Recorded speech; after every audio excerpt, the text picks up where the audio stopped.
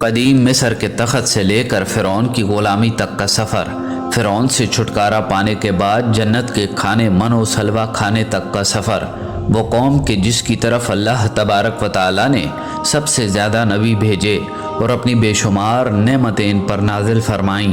آسمان سے ان کے لیے کھانا اتارا گیا، پتھروں سے ان کے لیے چشمے نکالے گئے۔ ایک ظالم بادشاہ اور اس کی فوج ان پر ظلم کرنے کی وجہ سے سمندر میں غرق ہوئی۔ وہ قوم ہے بنی اسرائیل۔ بنی اسرائیل کی ابتدا کہاں سے ہوئی اور کیا ہے ان کے عروج اور زوال کی داستان؟ یہی ہماری آج کی اس ویڈیو کا موضوع ہے۔ آپ سے گزارش ہے کہ ہماری اس ویڈیو کو آخر تک ضرور دیکھیے گا۔ پیارے دوستو، اسرائیل عبرانی زبان کا لفظ ہے جس کا مطلب ہے اللہ تبارک و تعالیٰ کا بندہ۔ قرآن مجید کے مطابق اللہ تبارک و تعالیٰ نے حضرت ابراہیم علیہ السلام کو لوگوں کے لیے امام بنایا۔ بائبل میں ان کو تمام قوموں کا باپ کہا گیا ہے۔ اسی طرح بنی اسرائیل اصل میں ابراہیم علیہ السلام کی نسل کا نام ہے۔ تاریخ دانوں کے مطابق ابراہیم علیہ السلام کا نام ہی اسرائیل ہے، تاہم زیادہ تر روایتوں کے مطابق ابراہیم علیہ السلام کے پوتے اور اسحاق علیہ السلام کے بیٹے حضرت یعقوب علیہ السلام کا لقب اسرائیل تھا، اسی لیے ان کی نسل کو بنی اسرائیل کہا جاتا ہے۔ بنی اسرائیل کی داستان حضرت ابراہیم علیہ السلام کی پیدائش سے شروع ہوتی ہے۔ حضرت ابراہیم علیہ السلام کا آبائی وطن عراق تھا۔ بعد ازاں آپ علیہ السلام عراق سے ہجرت کر کے فلسطین میں آباد ہو گئے تھے، اور ہجرت کے سفر میں آپ علیہ السلام نے بی بی سارہ اور بی بی ہاجرہ سے شادیاں کیں، اور حضرت ہاجرہ میں سے آپ کے بڑے بیٹے حضرت اسماعیل علیہ السلام پیدا ہوئے، جو حضور نبی کریم صلی اللہ علیہ وآلہ وسلم کے جد امجد ہیں، اور حضرت سارہ میں سے آپ کے چھوٹے بیٹے حضرت اسحاق علیہ السلام پیدا ہوئے۔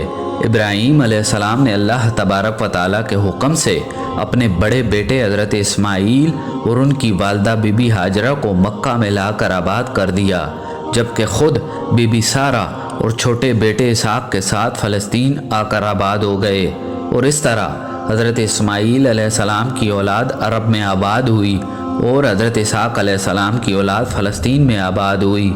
بائبل کے مطابق اسماعیل علیہ السلام کے 12 اور اسحاق علیہ السلام کے 2 بیٹے یسوع اور یعقوب تھے، جن میں سے حضرت یعقوب علیہ السلام کو نبوت سے نوازا گیا، اور اس طرح یعقوب علیہ السلام کے بھی 12 بیٹے تھے، اور ان بیٹوں کی نسل نے بنی اسرائیل کے 12 قبیلوں کو جنم دیا۔ ان کی اولاد کو الاسباط کے نام سے بھی جانا جاتا تھا۔ یعقوب کے بیٹے یوسف علیہ السلام اپنے والد کو بہت پیارے تھے۔ ان کے باقی بھائیوں نے حسد کی وجہ سے ان کو کنویں میں پھینک دیا۔ وہاں سے ایک قافلے کا گزر ہوا جو کہ مصر جا رہا تھا۔ اس قافلے نے یوسف علیہ السلام کو وہاں سے نکالا اور مصر میں بیچ دیا۔ کچھ ہی عرصہ بعد بحکم الہی یوسف علیہ السلام مصر کے ایک بڑے عہدے پر فائز ہو گئے، تو بے شمار بنی اسرائیل مصر میں جا کر آباد ہوئے۔ حضرت یوسف علیہ السلام کی وفات کے بعد بھی اس قوم کی ہدایت کے لیے بے شمار پیغمبر مبعوث کیے گئے، جن میں حضرت ایوب علیہ السلام کافی مشہور پیغمبر ہیں۔ اسی دوران کئی صدیاں بیت گئیں۔ بعد ازاں مصر کے حکمران ایکسوس کو رمیسس اول یعنی فرعون نے شکست دی، اور اس طرح مقامی مصریوں کی حکمرانی کا آغاز ہوا، جنہیں فرعون کے لقب سے پہچانا جاتا تھا۔ حضرت موسیٰ علیہ السلام کے دور میں بنی اسرائیل کا ذکر بڑی تفصیل سے آتا ہے، اور اس دور میں بنی اسرائیل کو فرعون کے ایک خواب کی وجہ سے ستایا گیا اور ان کے نومولود بچوں کو قتل کیا گیا۔ وہ خواب کے جس میں بنی اسرائیل کے ہاتھوں فرعون کے زوال کی نشاندہی کی گئی تھی، اور اس طرح بنی اسرائیل ایک طویل حکمرانی کے بعد غلامی میں جکڑے گئے۔ بعد ازاں بنی اسرائیل کی آزادی اور رہنمائی کے لیے اللہ تبارک و تعالیٰ نے حضرت موسیٰ علیہ السلام کو مبعوث فرمایا، اور حکمت خداوندی سے ان کی پرورش بھی فرعون کے محل میں ہوئی۔ پھر اللہ تبارک و تعالیٰ نے موسیٰ علیہ السلام کو ان کے بھائی ہارون کے ساتھ تبلیغ کا حکم دیا۔ بالآخر موسیٰ علیہ السلام اور ہارون علیہ السلام بنی اسرائیل کو فرعون کی غلامی سے آزاد کروا کے واپس فلسطین لے جانے کے لیے نکل پڑے، جس کے نتیجے میں فرعون اور اس کی فوج بنی اسرائیل کے تعاقب میں سمندر میں غرق ہو گئی۔ فلسطین کے راستے صحرائے سینا میں حضرت موسیٰ علیہ السلام کوہ طور پر اللہ تبارک و تعالیٰ کے احکامات لینے کے لیے چلے گئے اور اپنے بھائی ہارون کو اپنا نائب بنا گئے۔ فرعون کی غلامی سے نجات پانے کے بعد بنی اسرائیل اللہ تبارک و تعالیٰ کا شکر ادا کرنے کے باوجود شرک میں مبتلا ہو گئے اور بچھڑے کی عبادت شروع کر دی۔ جب موسیٰ علیہ السلام کوہ طور سے توریت لے کر واپس آئے تو آپ نے وہاں بچھڑے کی پوجا ہوتے دیکھی تو بہت غصہ ہوئے۔ آپ نے اس بچھڑے کو توڑا اور دوبارہ ان کو اللہ تبارک و تعالیٰ کی طرف بلایا۔ جب حضرت موسیٰ علیہ السلام بنی اسرائیل کو لے کر فلسطین کے دروازوں پر پہنچے اور انہیں حکم دیا کہ وہ یروشلم میں جائیں اور اسے فتح کریں، بنی اسرائیل نے انکار کر دیا اور کہنے لگے کہ کنعان کے لوگ ہم سے طاقتور ہیں، ہم ان کا مقابلہ نہیں کر سکتے، اس لیے ہم اندر نہیں جائیں گے۔ اس انکار پر بنی اسرائیل کو 40 سال تک صحرا میں بھٹکنے کی سزا دی گئی، اور صحرا میں ان کے بھٹکنے کے دوران اللہ تبارک و تعالیٰ نے بنی اسرائیل کو ایک گائے ذبح کرنے کا حکم دیا۔ ایک طویل عرصہ مصری لوگوں میں رہنے کی وجہ سے وہ گائے کو بہت عزت دیتے تھے اور گائے کو ذبح نہیں کرنا چاہتے تھے، اس لیے انہوں نے غیر متعلقہ سوال پوچھنا شروع کر دیے کہ کس گائے کو ذبح کرنا ہے، یہاں تک کہ اللہ تبارک و تعالیٰ نے واضح طور پر بتا دیا تھا کہ کون سی گائے کو ذبح کرنا ہے، اور آخرکار بنی اسرائیل کو یہ کرنا پڑا۔ اور اس دوران ان پر اللہ تبارک و تعالیٰ کی طرح طرح کی نعمتیں نازل ہوئیں۔ پانی کی قلت ہوئی تو حضرت موسیٰ علیہ السلام نے اپنا عصا پتھر پر مارا اور بنی اسرائیل کے لیے وہاں سے پانی بہہ نکلا، یہاں تک کہ آسمانوں سے ان کے لیے من و سلوہ اتارا گیا۔ کچھ عرصہ بعد بنی اسرائیل نے یہاں بھی ناشکری کی اور دوسرے کھانے کی فرمائش کرنے لگے، لہٰذا بنی اسرائیل نے اللہ تبارک و تعالیٰ کی نعمتوں کی قدر نہ کی۔ جب بنی اسرائیل صحرا میں بھٹک رہے تھے تو اسی دوران حضرت ہارون علیہ السلام کی وفات ہو گئی اور ان کو صحرائے سینا میں کوہ عور پر دفن کیا گیا۔ اس کے بعد حضرت موسیٰ علیہ السلام نے وفات پائی اور اپنی وفات سے پہلے یوشع علیہ السلام کو اپنا جانشین منتخب کیا۔ بعد ازاں یوشع علیہ السلام نے بنی اسرائیل کی قیادت کی، جنگ میں فتح حاصل کی اور ان کو لے کر فلسطین میں داخل ہو گئے۔ اللہ تبارک و تعالیٰ کی جانب سے بنی اسرائیل کو حکم کیا گیا کہ وہ سجدہ کرتے ہوئے اور عدتن کہتے ہوئے شہر میں داخل ہوں، جس کا مطلب معافی یا بخشش طلب کرنا ہے۔ تاہم انہوں نے اس لفظ کو بدل کر مذاقاً کچھ اور کہنا شروع کر دیا، اس وجہ سے بطور سزا ان پر طاعون کی بیماری کو مسلط کیا گیا۔ بنی اسرائیل نے فلسطین میں داخل ہونے کے بعد طویل عرصہ تک فلسطین پر حکمرانی کی۔ یوشع علیہ السلام کی وفات کے بعد بنی اسرائیل آپس میں لڑنے جھگڑنے لگے اور مختلف گروہوں میں تقسیم ہو گئے۔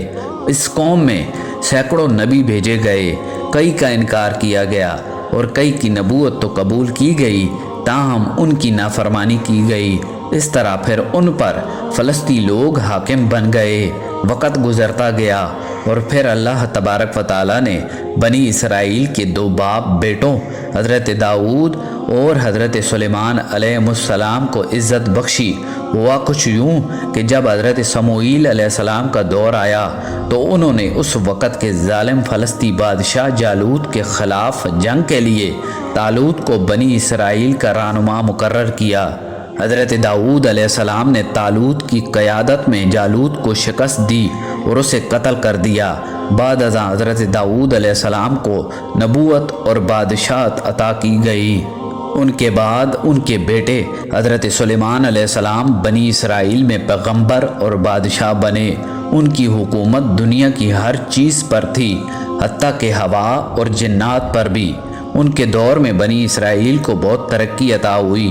یہ بنی اسرائیل کی حکمرانی کا سنہرا ترین دور تھا۔ یروشلم کو دارالحکومت بنایا گیا۔ 961 قبل مسیح سے 922 قبل مسیح کے دوران حضرت سلیمان علیہ السلام نے جنوں کی مدد سے بنی اسرائیل کے لیے مسجد تعمیر کروائی۔ یہ مسجد ٹھیک اس جگہ پر تعمیر کروائی گئی جہاں حضرت ابراہیم علیہ السلام نے عبادت گاہ تعمیر کروائی تھی۔ ان کی وفات کے بعد 10 اسرائیلی قبائل نے ان کے جانشین کی مخالفت کی اور اسرائیل کے نام سے شمالی فلسطین میں اپنی بادشاہت قائم کر لی۔ اس طرح حضرت سلیمان علیہ السلام کی ریاست بکھر گئی۔ 537 قبل مسیح میں بابل اور نینوا کے حکمران فلسطین پر چڑھ دوڑے اور بنی اسرائیل کا بڑے پیمانے پر قتل عام ہوا اور ہزاروں کو غلام بنا کر اپنے ساتھ لے گئے۔ جاتے جاتے وہ ان کی عبادت گاہ کو بھی مسمار کر گئے۔ اس زمانے میں مبعوث کیے گئے انبیاء میں حضرت یونس علیہ السلام، حضرت زکریا علیہ السلام اور حضرت یحییٰ علیہ السلام شامل ہیں، لیکن انہوں نے انہیں بھی قتل کر دیا۔ ابن قیم نے وضاحت کی ہے کہ موسیٰ علیہ السلام کے بعد آنے والی نسل انبیاء کی قاتل تھی۔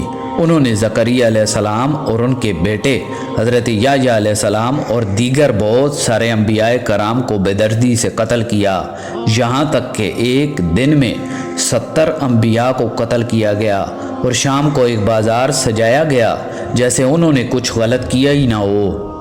بنی اسرائیل میں سے کچھ لوگ فلسطین میں رہ گئے تھے۔ پھر اللہ تبارک و تعالیٰ نے حضرت عیسیٰ علیہ السلام کو بیت اللحم میں ان کی رہنمائی کے لیے بھیجا۔ کچھ لوگوں نے ان کی نافرمانی کی، یہاں تک کہ انہیں مارنے کی کوشش کی، لیکن عیسیٰ علیہ السلام کو اللہ تبارک و تعالیٰ نے آسمان پر اٹھا لیا اور بنی اسرائیل ایک بار پھر ہدایت سے محروم ہو گئے۔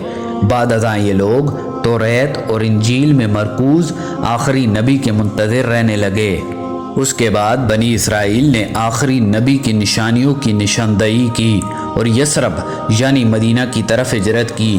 انتظار کے بعد خاتم الانبیاء حضرت محمد مصطفیٰ صلی اللہ علیہ وآلہ وسلم کا ظہور بنو اسماعیل میں ہوا، جس پر بنی اسرائیل نے ان کا انکار کیا اور ان کے دشمن بن گئے۔